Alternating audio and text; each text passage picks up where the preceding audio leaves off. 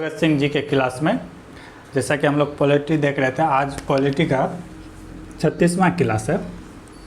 आज देखेंगे राज्य के नीति निर्देशक और तत्व, इसका शॉर्ट में कहते हैं DPSP। ठीक है, इसलिए महत्वपूर्ण अनुच्छेद देखेंगे कि राज्य के नीति निर्देशक तत्व है क्या, इसको जरूरी क्यों पड़ा।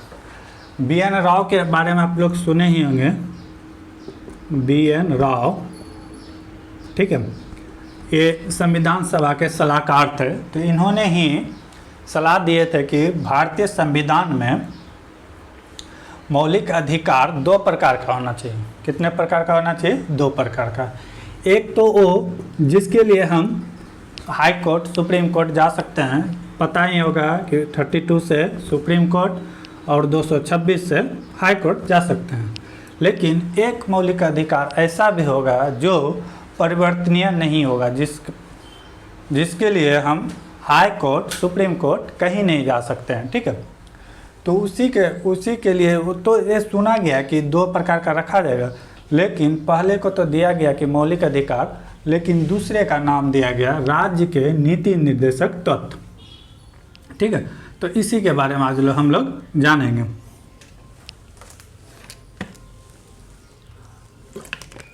तो एक क्वेश्चन अगर आएगा कि नीति निर्देशक तत्व किसके सुझाव पर, तो BN राव, जो कि संविधान सभा के सलाहकार थे। तो अगर इसकी बात करें भाग में, तो भाग 4 में इसका वर्णन है। कितना वर्णन है? 4 में वर्णन है। ठीक है, भाग कितना में वर्णन है? 4 में वर्णन है। ठीक, अगर अनुच्छेद की बात करें, अनुच्छेद की बात करें तो 36 से 51 तक का वर्णन है। 36 से 51 तक के जितने भी आर्टिकल्स आएंगे वो किससे संबंधित होगा? राज्य के नीति निर्देशक तत्व, DPSP। ठीक है, तो पहला यहीं सब देखेंगे, यानी क्या कि 12 से हम लोग 35 तक देखे थे मौलिक अधिकार, यहाँ से मौलिक अधिकार थे, उससे आगे देखेंगे राज्य के नीति निर्देशक तत्व। तो पहला है अनुच्छेद 36। अनुच्छेद 36 में राज्य की परिभाषा है। राज्य की परिभाषा अनुच्छेद आप 12 में भी देखे होंगे, जब मौलिक अधिकार पढ़ेंगे तो वहाँ भी राज्य का परिभाषा था। लेकिन राज्य का परिभाषा यहाँ पे राज्य के नीति निर्देशक तत्व के अनुसार है कि राज्य क्या क्या कर सकता है, कौन कौन सा अधिकार है। ठीक है, अगला है अनुच्छेद 37। अनुच्छेद 37 क्या कहता है? राज्य के नीति निर्देशक तत्व को आप सुप्रीम कोर्ट, हाई कोर्ट कहीं पे अपील नहीं कर सकते हैं इसके खिलाफ। अगर राज्य आपके खिलाफ, मान लीजिए राज्य का जो अधिकार है जो दे रहा है, तो अगर उसके पास है तो दे रहा है, अगर नहीं दे रहा है तो आप कहीं जा नहीं सकते हैं इसके खिलाफ, हाई कोर्ट, सुप्रीम कोर्ट कहीं नहीं। तो अनुच्छेद 37 यही कहता है न्यायालय में परिवर्तनीय नहीं है, इसके लिए आप हाई कोर्ट, सुप्रीम कोर्ट कहीं भी नहीं जा सकते हैं। ठीक है, राज्य के निर्देशक तत्व यानी कि 36 से 51 तक आर्टिकल्स ऐसा है कि आप हाई कोर्ट, सुप्रीम कोर्ट कहीं अपील सुना ही नहीं जाएगा। अनुच्छेद 38 क्या कहता है? सामाजिक, आर्थिक और राजनीतिक अन्याय की स्थापना।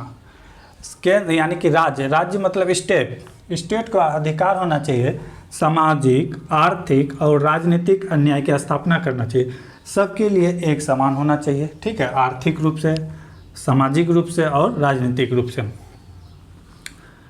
39 क्या कहता है? संसाधन का उचित वितरण होना चाहिए।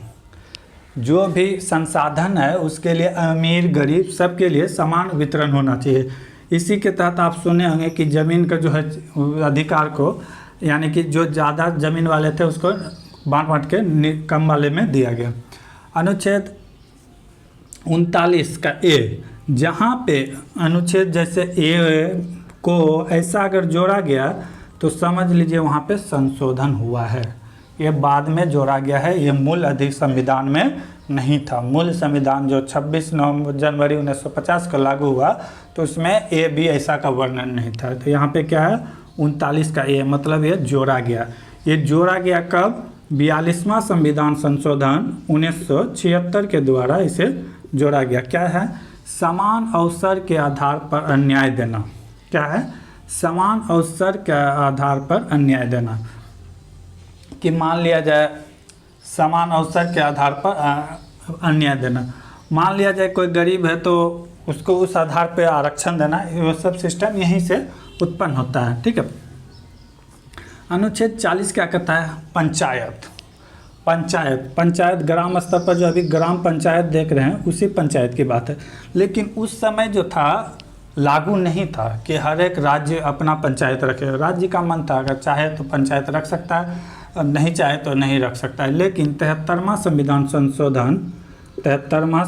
संशोधन 1993 के द्वारा ये प्रत्येक राज्य के लिए लागू कर दिया गया। ठीक है। 73वां संविधान संशोधन द्वारा 1993 के द्वारा प्रत्येक राज्य में पंचायत होगा, सिर्फ गोवा छोड़ा के। ठीक है। और इसे महात्मा गांधी के नज़दीक भी कहा गया है, क्योंकि महात्मा गांधी को ग्राम स्तर पे वो चाहते थे कि ग्राम स्तर पर भी कानून व्यवस्था हो। लेकिन भीमराव अंबेडकर जो थे वो चाहते थे कि अगर इस तरह का व्यवस्था किया जाएगा तो वहाँ भी खर्च होगा, तो उस सिस्टम को हटा दिए गए थे। लेकिन महात्मा गांधी के अगर इसे कहा जाए, अगर इसी में से क्वेश्चन पूछा जाए कि गांधीवादी क्या है, तो गांधीवादी अब 4 अनुच्छेद दे दिया जाए, 40 दे दिया जाए, 41 दे दिया जाए, 38 दिया जाए और 43 दिया जाए, तो क्या हो जाएगा आंसर 40। क्योंकि ये महात्मा गांधी के नज़दीक था, क्योंकि महात्मा गांधी का ही डिमांड था कि ग्राम पंचायत का भी स्थापना हो। 41 क्या कहता है? कुछ दशाओं में काम देना। सरकार का ये अधिकार है, सरकार का अधिकार तो नहीं कर सकते हैं। अगर सरकार अपने आप में सक्षम है, उसका क्षमता है, तो वो अपने नागरिक को, अपने जनता को कुछ दिशाओं में कार्य दे सकते हैं। जैसे ननरेगा, मनरेगा, ये सब जो नाम सुने होंगे, ये इसी आधार पर ये सरकार के अंदर आते हैं। जैसे किसी को पेंशन देता है, 60 वर्ष के बाद पेंशन देता है। ठीक है। कोई गरीबी बच्चा है तो उसे स्कूल में पढ़ाना लिखाना, ये सब सरकार का दायित्व है। लेकिन अगर सरकार नहीं भी देता है तो आप इसके खिलाफ हाई कोर्ट, सुप्रीम कोर्ट कहीं नहीं जा सकता। अगर सरकार की क्षमता है तो सरकार देगा, क्योंकि जो तत्व है राज्य के नीति निर्देशक तत्व, एक कैसा सरकार की कल्पना करती है तो कल्याणकारी समाज की कल्पना करते हैं। ठीक है। क्या कर रहा है? 41 कुछ दशाओं में काम देना, ये सरकार का काम है। ठीक है। जैसे अब किसी के पास कोई रोजगार ही नहीं, अब ये भी नहीं कि आप रोजगार देना ही होगा। अगर सरकार के पास क्षमता नहीं है, पैसा नहीं है, काम नहीं है, तो आपको नहीं दे सकता है और आप इसके खिलाफ कहीं जा भी नहीं सकते। कहता है कुछ दशाओं में काम देना चाहिए सरकार को। ठीक है। और उसके बाद क्या है 42 में क्या कहता है? कार्य अन्याय संगत और मान्य हुए। ये नहीं कि अब कार्य कहीं दे दिया, आप क्या कहते हैं राजस्थान के रेगिस्तान में काम दे दिया, वहाँ ना पीने का पानी का व्यवस्था है ना कुछ का, तो वैसा नहीं, मानवीय होना चाहिए, वहाँ पे मानव रह सके, ऐसा होना चाहिए। कार्य अन्याय संगत होना चाहिए। ये नहीं कि अब 15 दिन का मजदूरी किया और 10 दिन का मजदूरी, यानी कि मजदूरी इसको दे रहे हैं, 15 दिन काम किया 10 दिन, ऐसा नहीं है। वो अन्याय होना चाहिए, कार्य अन्यायपूर्ण होना चाहिए। ये नहीं कि अब 8 घंटा के काम के बहाने उससे 16 घंटा काम करवा रहे हैं, ये भी नहीं होना चाहिए। क्या होना चाहिए? कार्य अन्याय संगत होना चाहिए। अब क्या कर रहा है 43 निर्वाह मजदूरी। क्या है? निर्वाह मजदूरी। अब ये नहीं कि महंगाई आसमान छू रहा है और अब इसको 100 रुपया पर डे दे रहे हैं, तो वो नहीं, उस आधार पे होना चाहिए कि उसका जीवन जो है दैनिक जीवन वो चल सके आसानी से। तो 43 यही कहता है निर्वाह मजदूरी। और 43 में इस बात का भी वर्णन है कुटीर उद्योग, इसीलिए महात्मा गांधी के नज़दीक इसको भी माना जाता है 43 को, क्योंकि कुटीर उद्योग को महात्मा गांधी ने बढ़ावा दिया था। ठीक है। अगर पूछ दे कुटीर उद्योग का वर्णन किस अनुच्छेद में है, तो अनुच्छेद 43 में है। ये छोटे एग्जाम में नहीं पूछ सकते हैं, बीपीएससी यूपीएससी में पूछ सकते हैं।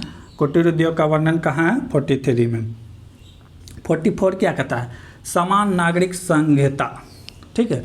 समान नागरिक संहिता। समान नागरिक क्या है कि हमारे जो समाज है उसमें 2 प्रकार के कानून चलते हैं। एक तो हो गया कि क्रिमिनल, अगर कोई मर्डर किया है, चोरी किया है, तो उसके लिए कानून केंद्र यानी कि हाई कोर्ट, सुप्रीम कोर्ट करेगा। लेकिन एक होता है कि समाज के प्रति जो जातिवाद है, जिसके अंतर्गत आता है आपका मान लीजिए तलाक, शादी, किसी को गोद लेने का प्रथा, तो ये सामाजिक प्रथा है, इसमें न्यायालय कुछ नहीं करता है। ठीक है। जैसे हिंदू में विवाह दूसरे रीति रिवाज से होता है, मुस्लिम में विवाह दूसरी रीति रिवाज से होता है, हिंदू में तलाक दूसरे विधि से होता है, मुस्लिम में तलाक 3 बार तलाक किए बस तलाक हो गया। तो ये सब नहीं होना चाहिए। तो इसी के लिए कह रहा है कि केंद्र कि समान के नागरिक के लिए समान संहिता लागू होना चाहिए, लेकिन अभी तक ये लागू नहीं हुआ है। अगर लागू हो भी जाएगा तो इसे कोई सुप्रीम कोर्ट या हाई कोर्ट में अपील भी नहीं कर सकता है, क्योंकि यह अनुच्छेद 44 कहाँ से आता है, 31 से 51 के बीच, और ये क्या है, न्यायालय में परिवर्तनीय नहीं है। इसके खिलाफ कोई अपील भी नहीं कर सकता। इसको याद करने के लिए देख सकते हैं 4 मतलब दोनों साइड 4 बराबर है, तो बराबर समान नागरिक संहिता, तो इसी के तहत आगे होता है। अब जैसे मान लीजिए एक एग्जाम्पल से समझते हैं, राम ने किसी का माथा फोड़ा तो 7 साल सजा, रहीम ने किसी का माथा फोड़ा तो 7 साल की सजा।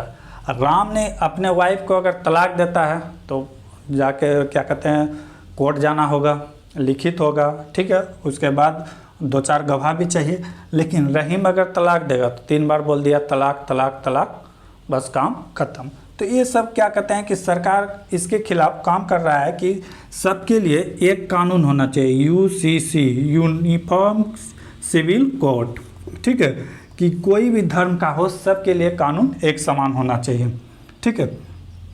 तो आज हमने अनुच्छेद 44 तक देखा, अगले वीडियो में देखेंगे 45 से 51 तक, ठीक है, 51 तक अगले वीडियो में देखेंगे। तब तक के लिए जय हिंद जय भारत।